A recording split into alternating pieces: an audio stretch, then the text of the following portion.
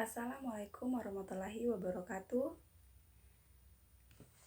Om Swastiastu, Shalom dan salam sejahtera untuk kita semua.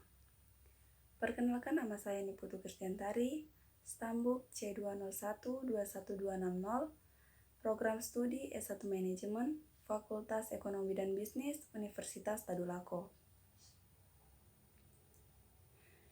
Video ini saya buat dengan tujuan untuk memenuhi tugas mata kuliah Komunikasi Bisnis. Materi yang akan saya bawakan yaitu mengenai perencanaan, menulis, dan menyelesaikan laporan dan proposal. Bagian yang pertama yaitu perencanaan, laporan, dan proposal. Perencanaan adalah upaya untuk mencapai tujuan dan menentukan tahapan-tahapannya. Input dalam perencanaan adalah data-data atau informasi, sedangkan outputnya adalah produk perencanaan atau rencana. Oleh karena itu, penting untuk mengenali tujuan perencanaan dalam rangka kemajuan suatu usaha. Perencanaan merupakan hal yang penting dalam setiap aspek, termasuk membuat laporan. Persiapan yang diperlukan untuk menulis laporan dan proposal mencakup 6 tahapan. Tahapan yang pertama yaitu definisikan masalah, tujuan, dan ruang lingkup.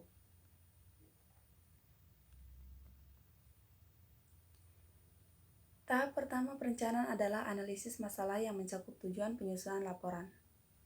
Jawaban terhadap pertanyaan-pertanyaan seperti apa yang diinginkan, berapa banyak, mengapa, dan kapan akan membantu dalam menetapkan masalah, tujuan, ruang lingkup, keterbatasan, dan judul suatu laporan. Tahapan yang kedua yaitu analisis audiens. Analisis terhadap penerima atau audiens merupakan tahapan yang penting dalam mempersiapkan laporan bisnis. Seseorang yang bertugas menyusun laporan bisnis perlu memperhatikan siapa saja yang akan menerima laporan tersebut, baik dari segi pendidikannya, pengalamannya, maupun emosionalnya. Hal tersebut bertujuan agar laporan bisnis yang disampaikan dapat mengenai sasaran. Tahapan yang ketiga yaitu menentukan ide atau gagasan. Dalam tahapan ini, semua ide yang terlintas ditulis secara umum. Kemudian, laporan dibuat berdasarkan rencana kerja yang rinci. Untuk beberapa laporan, rumusan hipotesis dapat dipergunakan sebagai dasar untuk menentukan informasi yang diperlukan. Tahapan yang keempat yaitu mengumpulkan data. Tahap keempat dalam mempersiapkan laporan adalah mengumpulkan fakta yang diperlukan dari sumber-sumber yang dapat dipercaya. Data-data tambahan bisa diperoleh dari melakukan penelitian sekunder atau mencari data dari majalah, surat kabar, dokumen pemerintah, dan ensiklopedia. Dan penelitian primer, mencari data dari catatan organisasi, surat-surat, catatan harian, laporan-laporan, wawancara, dan daftar pertanyaan. Tahapan yang kelima yaitu menganalisis dan menafsirkan data. Untuk laporan singkat, tahapan ini hanya memerlukan waktu yang singkat. Namun, untuk laporan panjang seperti laporan analisis yang didasari pada fakta yang diperoleh dari berbagai sumber, tahapan ini memerlukan waktu yang lama. Analisis atau penafsiran harus objektif, jujur, dan tidak menghilangkan atau memanipulasi fakta yang relevan. Tahapan yang keenam yaitu mengorganisasikan data dan mempersiapkan outline akhir. Setelah menganalisis dan menafsirkan secara berhati-hati, hasil temuan diorganisasikan dan dibuatkan outline akhir. Sebelum menyiapkan outline perlu mempertimbangkan berbagai metode pengorganisasian.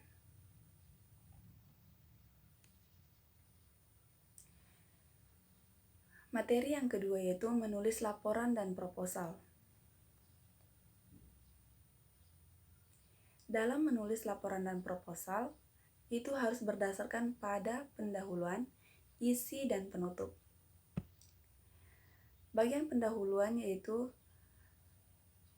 otoritas, masalah atau peluang, lingkup, sumber dan metode, Definisi, batasan, dan pengorganisasian laporan. Bagian isi itu berisi penjelasan tentang masalah atau peluang, fakta, bukti statistik atau tren, hasil studi atau penyelidikan, diskusi dan analisis potensi pengembalian tindakan, keuntungan, kerugian, biaya dan manfaat dari pengembalian tindakan tertentu, prosedur atau langkah-langkah proses, metode atau pendekatan, kriteria pengevaluasian alternatif dan opsi, serta kesimpulan dan rekomendasi. Dan bagian penutup. Nah, untuk laporan yang panjang perlu pengambilan bagian penutup dengan bagian yang terpisah untuk kesimpulan, rekomendasi, dan tindakan. Bagian penutup merupakan kesempatan terakhir Anda untuk meyakinkan pembaca tentang kebaikan proposal. Karena itu, pastikan kembali semuanya jelas, mendesak, dan beroriental penerima. Materi yang ketiga yaitu melengkapi laporan dan proposal, laporan informal, proposal, dan laporan formal. Yang pertama yaitu laporan formal. Laporan formal adalah laporan yang ditulis secara populer, yaitu menggunakan kata-kata sederhana, kadang-kadang diselingi dengan kalimat humor atau lucu. Laporan ini bersifat pribadi yang disesuaikan dengan kepentingan penulisnya. Laporan formal itu terdiri dari bagian pendahuluan, bagian isi, dan bagian penutup. Sedangkan laporan informal adalah laporan yang ditulis secara ilmiah, yaitu sebagai hasil peneliti. Biasanya isinya singkat tetapi padat dan sistematis serta logis.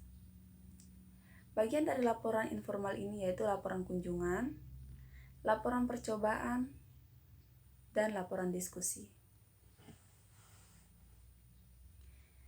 Sekian dari materi yang dapat saya sampaikan.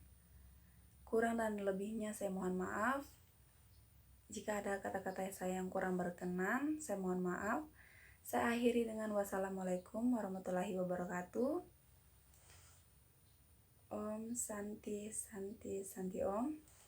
Shalom dan salam sejahtera untuk kita semua.